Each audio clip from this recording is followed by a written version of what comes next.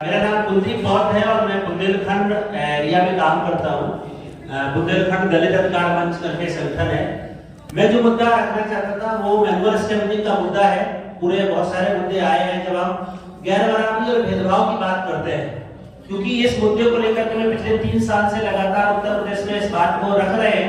भले 22 तारीख को राम राज्य स्थापित हो रहा है, लेकिन उसी राज्य में सबसे ज्यादा आज भी दलित महिलाएं मेला उठाने का काम कर रहे हैं। तो ये हम सबके लिए बहुत बड़े शर्म की बात है। और जब हम भेदभाव छुआछूत की बात करते हैं, पूरे भारत को ओडीएफ बना दिया, हर गांव को ओडीएफ बना दिया, और अभी भी हमारी महिलाएं अगर सुबह उठ करके जालौन जिले में अकेले हमने जो रिसर्च किया है 629 महिलाओं को तो सरकार ने एक्सेप्ट किया है कि दिस इज मैनुअल स्कैवेंजर।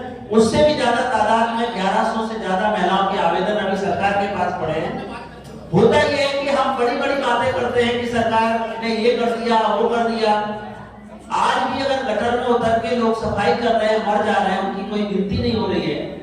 और उससे भी बड़ी बात यह है कि जब एक मैनुअल स्कैवेंजर महिला गांव में सामान लेने जाती है, जालौन जिले का संधरी गांव है, मैं गांव के साथ आपको कोट कर रहा हूं, वहां पे अगर वाल्मीकि कम्युनिटी की महिलाएं या लोग दुकान से सामान लेते हैं तो एक तरफ पैसा रखा जाता है और एक तरफ सामान रखा जाता है। और हम आजादी के 75 साल के भारत में जी रहे हैं। तो ये सबसे बड़ा मुद्दा है कि कैसे हमने भारत को ओडीएफ किया, कैसे हमने गांव को ओडीएफ किया, जबकि भारत में सबसे ज्यादा मैनुअल स्कैवेंजर है। दूसरा भेदभाव आप देखते हैं सरकार की स्कीमों के तौर पे कि सरकार हर साल मैनुअल स्कैवेंजर के लिए बजट अलॉट करती थी।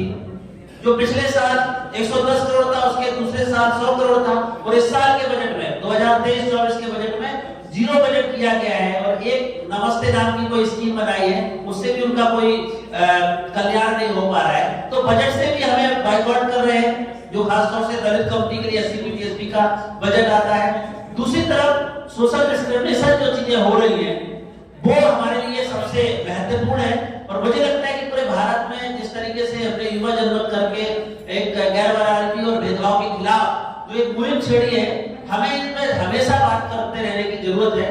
क्योंकि आज भी हम गांव में जाकर के देखते हैं, क्योंकि कल मजदूरों के मुद्दे पे जो बात हो रही थी, खुद 200 रुपए मजदूरी मांगने एक मजदूर जाता है ठाकुर के दरवाजे, तो उसको लगता है कि ये दलित कितनी हिम्मत के हमारे घर में मजदूरी मांगने आ गया, उसको पटक के मारते हैं और उसकी नाक काट देते हैं। इस तरह की घटनाएं आज भी हमारे यहाँ पे हो रही है। तो मुझे लगता है कि तमाम मुद्दे आए, मैं उस पर बार-बार जाके बात नहीं करूंगा, लेकिन मैनुअल स्कैवेंजिंग एक बहुत बड़ा मुद्दा है। जो गैर बराबरी और भेदभाव की जब हम बात करते हैं तो शुरुआत सबसे निचले पायदान से होती है, जिसपे हमें काम करने की जरूरत है और उस आवाज को हमेशा उठाने की जरूरत है। बहुत बहुत धन्यवाद। Thank you.